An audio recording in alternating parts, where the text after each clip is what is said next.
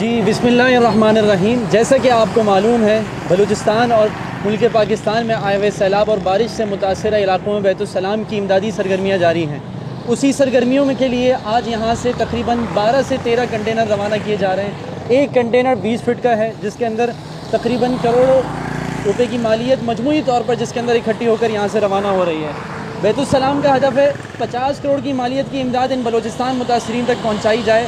اسی کی سلسلے کی ایک کڑی یہاں سے کنٹینر روانہ کیے، یہ سب ابھی روانہ ہوں گے مختلف بلوچستان کے متاثرہ علاقوں میں، جس میں نوشکی ہے، سوراب ہے، بلوچستان کے علاقے لشبیلا ہے، اتل ہے، جھلمکسی ہے، خزدار ہے، اور ان کی وہ بستیاں جہاں تک پہنچنا آسان نہیں، جہاں تک پہنچنا پانی سے گزر کر پڑتا ہے، جہاں تک پہنچنا کشتیوں سے گزر کر پڑتا ہے، جہاں تک پہنچنا مشکل راستوں سے ہو کر گزرنا پڑتا ہے، لیکن الحمدللہ بیت السلام کے رضاکار اس وقت کوشش میں ہیں کہ ان متاثرہ علاقوں تک پہنچا جائے جہاں پر اصل مستحقین ہیں۔